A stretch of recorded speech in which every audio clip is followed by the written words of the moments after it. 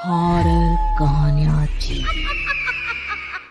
शब्द, तुझे भरोसा नहीं ना तो फिर जा अपने कमरे में जाकर देख।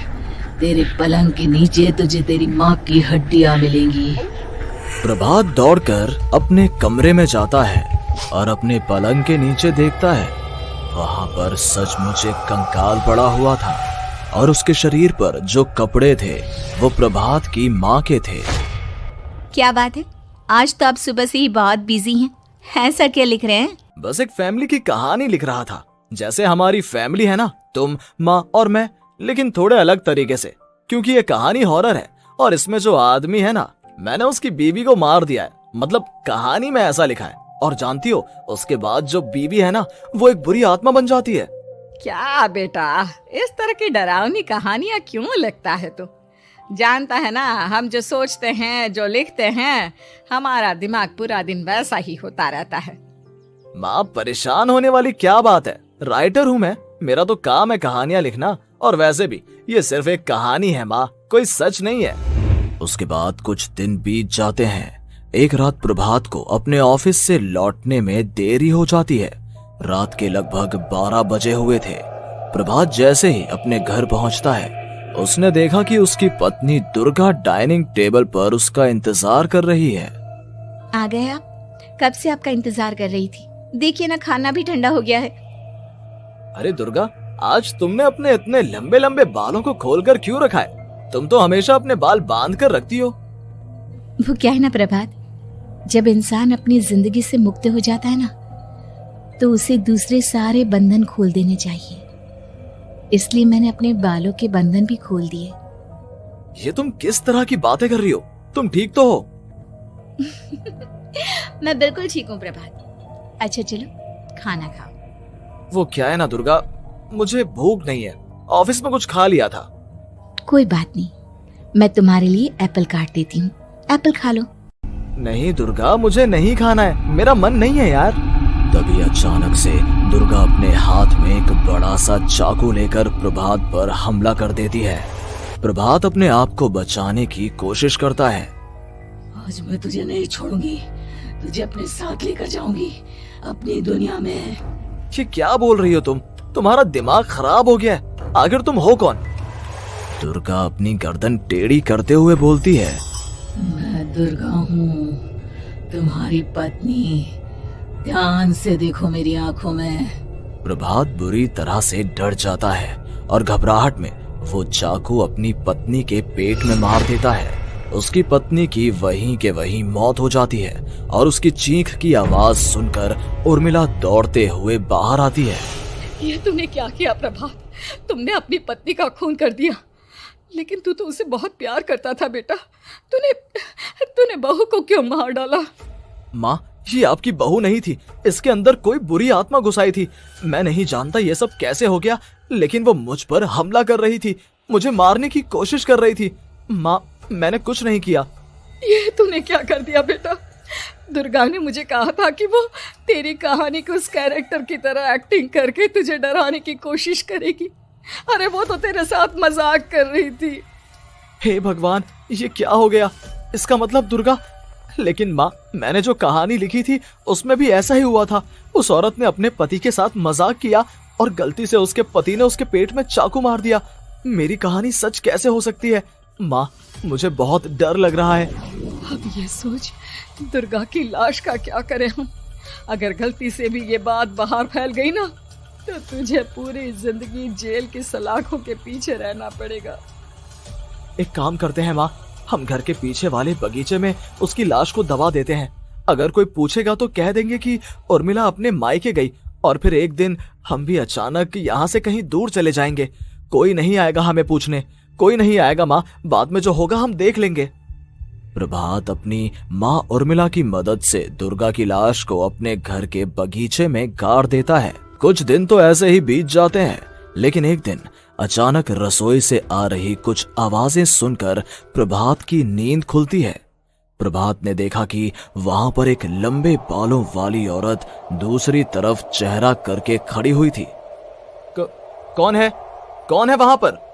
अरे कौन हो तुम? मैं दुर्गा हूँ प्रभात। क्या हुआ, मुझसे इस तरह के सवाल क्यों कर रहे हो तुम?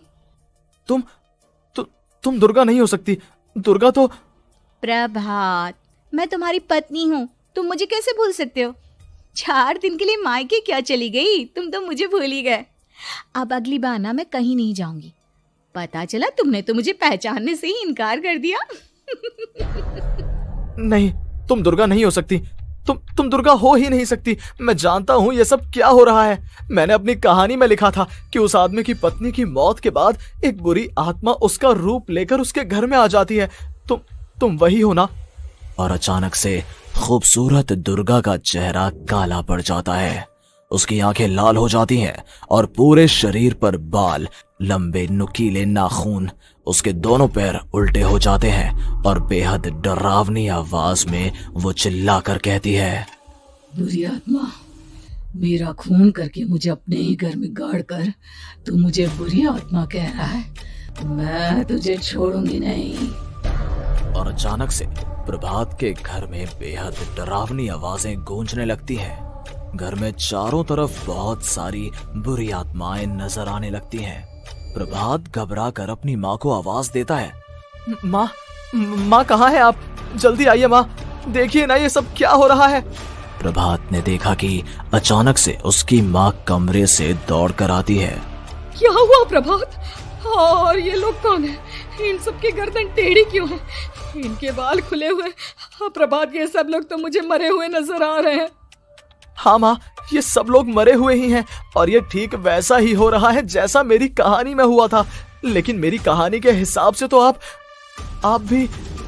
अचानक से उर्मिला का रूप बदल जाता है।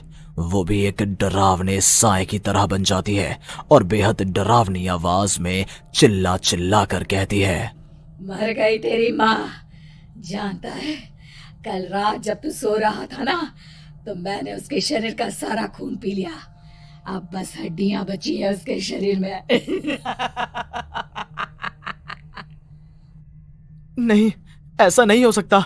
ऐसा बिल्कुल नहीं हो सकता। मेरी माँ नहीं मर सकती। तुझे भरोसा नहीं ना? तो फिर जा, अपने कमरे में जाकर देख। तेरे पलंग के नीचे तुझे तेरी माँ की हड्डियां मिलेंगी। प्रभात दौड़कर अपने कमरे में जाता है और अपने पलंग के नीचे देखता है। वहां पर सचमुच एक कंकाल पड़ा हुआ था और उसके शरीर पर जो कपड़े थे वो प्रभात की माँ के थे। माँ, अब मुझे कुछ करना पड़ेगा। लेकिन मेरी कहानी में लिखा था कि माँ की मौत मेरे हाथों से होगी, पर माँ तो पहले ही मर चुकी है और वो बुरी आत्मा मुझे भी मार देगी। नहीं नहीं, इससे पहले कि वो मुझे कुछ करे, मुझे उसका काम खत्म करना होगा। प्रभात अपने हाथ में बड़ा सा चाकू लेकर उस बुरी आत्मा पर हमला कर देता है जिसने प्रभात की माँ का रूप लिया हुआ था। और अगले ही पल वो नीचे गिर जाती है और उसके शरीर से खून बहने लगता है। ऐसा नहीं हो सकता। एक बुरी आत्मा के शरीर में तो खून होता ही नहीं है। तो क्या सच में मैंने अपनी माँ को मार दिया? लेकिन अभी कुछ देर पहले तो फिर वो कंकाल किसका है? और ये कौन है? मैं पागल हो जाऊंगा। और अपनी माँ की लाश, इसका मैं क्या करूं? लोग पूछेंगे तो मैं क्या जवाब दूंगा? तभी वहां पर दुर्गा का रूप लेकर जो आत्मा थी उसने प्रभात से कहा, गाड़ दे अपनी माँ को ले जाकर उसी जगह जहाँ तूने मेरा खून करके मुझे गाड़ दिया था। जा, चला जा।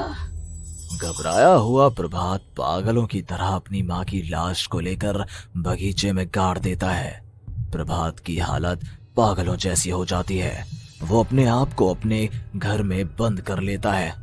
कहानी के हिसाब से तो आगे ये हुआ था कि कहानी लिखने वाले ने उन बुरी आत्माओं से डरकर आत्महत्या कर ली थी। तो क्या मैं भी मर जाऊंगा? क्या मैं भी आत्महत्या कर लूंगा? एक काम करता हूँ, मैं अपनी कहानी का अंत बदल देता हूँ। हाँ, ये मैंने पहले क्यों नहीं सोचा। मैं लिख दूंगा कि कहानी को लिखने वाला आत्महत्या नहीं करता, बल्कि कहीं दूर जाकर नए सिरे से अपनी जिंदगी शुरू करता है। यही सोचकर प्रभात ने अपनी लिखी हुई कहानी को बाहर निकाला और उसे पढ़ना शुरू किया। ये देखकर वो हैरान रह गया कि कहानी का क्लाइमैक्स तो किसी ने पहले ही बदल दिया था। ये क्या? इसमें तो लिखा हुआ है कि आखिर में उस लेखक की पत्नी और माँ दोनों बगीचे में जिंदा दफन थे। बुरी आत्माओं ने उनको कैद करके रखा था और वो लेखक अपनी माँ और पत्नी दोनों को जिंदा बाहर निकाल लेता है। लेकिन ये सब लिख किसने दिया? प्रभात दौड़कर बगीचे में जाता है और वहां पर खुदाई करना शुरू कर देता है। प्रभात देखता है कि वहां पर लकड़ी के 2 बड़े संदूक हैं और उनके अंदर से आवाजें आ रही हैं। प्रभात बचा लो मुझे, अगर थोड़ी देर और हो गई तो वो मुझे छोड़ेगी नहीं। बेटा देखो, मैं इस बक्से के अंदर बंद हूँ, प्लीज मुझे बाहर निकालो, वो बुरी आत्मा किसी भी वक्त मुझे मार डालेगी। प्रभात वो दोनों बक्से बाहर निकालता है और अपनी पत्नी और माँ दोनों को आजाद करवा लेता है। लेकिन तभी वहां पर अचानक से एक बेहद डरावनी और खौफनाक दिखने वाली औरत आ जाती है। तुझे क्या लगा था इतनी आसानी से अपनी पत्नी और माँ को बचा लेगा? बस 5 मिनट और उसके बाद अमावस का चांद आसमान में आने ही वाला है। लेकिन तूने इन दोनों को बाहर निकाल लिया, अब तुझे मरना होगा। नहीं, मैं जानता हूँ मैं नहीं मरूंगा, और अब आगे क्या करना है ये भी मुझे पता है। प्रभात ये बहुत खतरनाक है, हमें मार डालेगी प्रभात, चलो यहाँ से। नहीं दुर्गा, अब मुझे अच्छी तरह से पता चल चुका है कि इस बुरी आत्मा से हम कैसे पीछा छुड़वा सकते हैं। और इतना कहकर प्रभात अपने हाथ में पकड़ी हुई सिंदूर की थैली उस बुरी आत्मा के ऊपर उछाल देता है। कुछ ही देर में वो जमीन पर गिरकर राख में बदल जाती है। ये सब क्या हो रहा था बेटा? ये सब तुम्हारी लिखी हुई इस कहानी की वजह से हुआ है ना?